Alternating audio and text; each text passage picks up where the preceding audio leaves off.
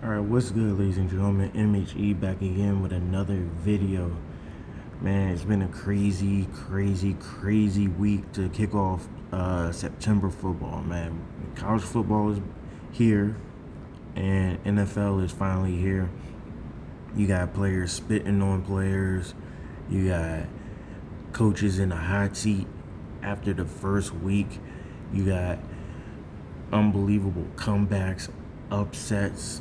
Like it's been super crazy. So Jalen Carter gets in trouble, gets kicked out of the game for spitting on Dak Prescott. A lot of people said Dak Prescott started it because he spit in the direction of Jalen Carter, who at the time was about like 5-6 yards away. And then they walk up to each other, and Jalen Carter just spits in his face, and the refs see that, and they kicked him out. And the game plays out. A lot of people are saying, "Oh, the Cowboys look better than what we thought," but they game planned all around Jalen Carter. But now without probably the best player on that Eagles defense, now it kind of makes things a little bit easier for them. But I think if Jalen Carter was in the game, a lot of things would have changed. A lot of things would have got disrupted for the Cowboys. I don't know if the game would have been that close, but we'll see later in the weeks when they play each other again. But it's kind of hard to tell if the Cowboys look good because Jalen Carter wasn't there, or if the Cowboys are actually that good. Speaking of spitting on people, a Florida Gator player, it's like 2 minutes left in the game. USF is trying to drive down the field and whatnot. So, for the game winner. So USF has the ball. They run the ball. I think it was for like no gain or short yardage or whatever. And the guy, the USF, Florida defensive tackle, while he's getting up after the play, right, he gets in the guy's face because in the game, so in the play, number 90 for Florida, I think he makes the tackle, but like it was such a pile up there, but I think he was one of the people who made the tackle, but he was still getting blocked by his guy, the offensive player, and the offensive player, and they both land on the ground. And the USF player uses the Florida player to get up. Like he puts his hand on his chest and pushes himself up so he can stand up. And 90 didn't take offense to that. 90 took offense to that. Now, I've been part of that situation before in college football. And, we were playing a team, and I did the same thing. I was like basically the USF player, and I used the opponent to get up, to stand myself up. And the dude was like, "Get off me, bitch."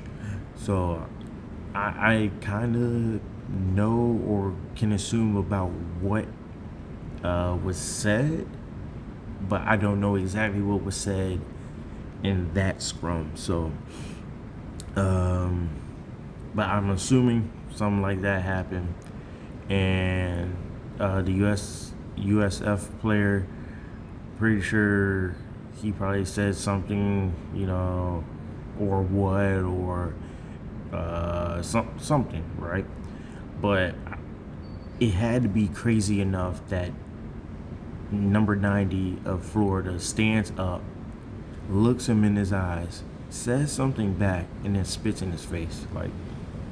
And then, of course, he got an unsportsmanlike, got ejected. Very next play, USF runs a screenplay. Now, the thing about the screenplay is, usually, the running back presses the line like he's about to block, then flares out to the right, still behind the blockers and whatnot, right? So the quarterback, he throws it to the running back, but the running back is behind the quarterback, like off towards the sidelines, but behind the quarterback. So he's probably about like 6 yards behind the line of scrimmage, and he's making guys miss, and proceeds to gain a 27-yard gain off of that play. And then USF starts driving the ball down, and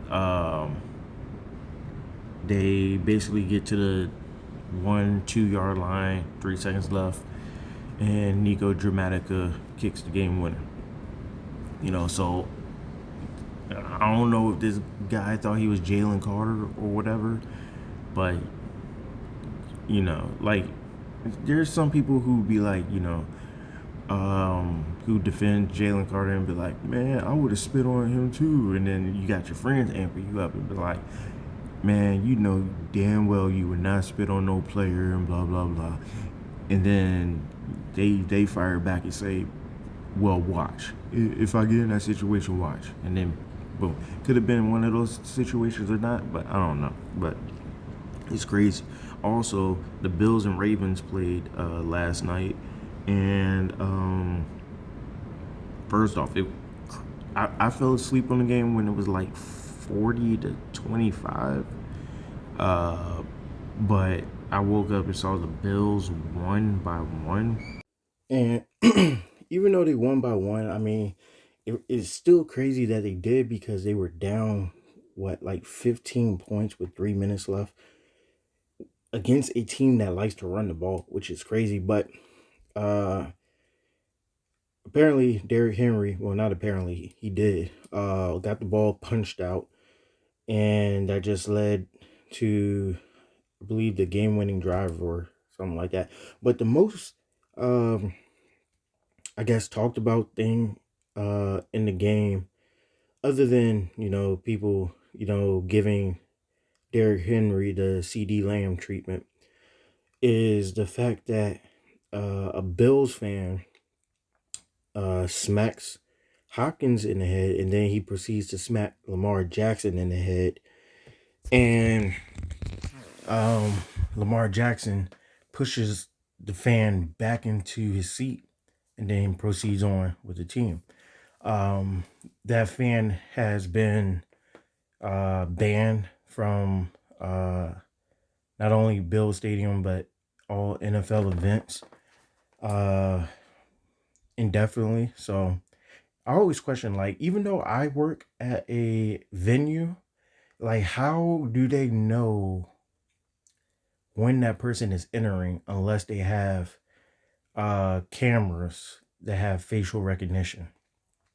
Because when you buy a ticket, whoever purchases the ticket, whether it's just one ticket or 15 tickets, right? Even all 15 of those tickets goes to the name of the person who bought them, right? They don't have a list of, this every one of the 70,000 people who are there. They just have whoever purchased the ticket, and that's it. Now, of course, they can see, who purchased this ticket at this seat, and then track that person down, and then have them tell them who the person is and whatnot. But if that person does come back, one, how did they know they're there? I mean, maybe they have bolo pictures out, maybe. But one, how do they know they're there? And two, when they're there, well, I guess, well, they do be looking in the stands with cameras, and whatnot, to, see who's doing what. That's how they be finding out who threw bottles on the field, who threw this and that. That's how they found, like, when the WNBA had that dildo issue, people throwing the dildos onto the floor. That's how they found who those people are. So there's that. Um, what else has happened? Bryce Underwood didn't. Well, let me stick to the NFL. One more game. The Vikings and the Bears. The Bears might be the NFC version of the Browns. Like, they have the game in their hand, right? but they don't finish. You know, they don't finish the game. Like when McCarthy, when JJ threw that pick six, I was like, this game is over because the Bears have weapons, offense and defense. They got players who can really play ball. But when they started, getting the run game going, started driving it down the field, passing the ball, it JJ got in rhythm. It just started looking ugly, and then after that, like it's really like the Bears, no matter what, they they can never do right. You know the saying, the person can do no wrong in the eyes of the people. The Bears can do no right in the eyes of the people, and the Browns too. Like the Browns had the game, and then they blew it against the Bengals. But I checked out Bryce Underwood game against Oklahoma, and I had to turn it off. Like all these expectations of him, being you know, apparently he's better than Arch Manning. He's the greatest uh quarterback we'll see since, I think they said, Vince Young or something like that. He didn't really prove too well against Oklahoma, which I thought they would, because Oklahoma. I mean, they're still getting out of the Big 12 into the SEC culture. So you can beat, you can, because Big 12, you can, all they do is pass the ball, pass the ball, pass the ball. So you should be able to pass the ball on them. Apparently, there's a rumor that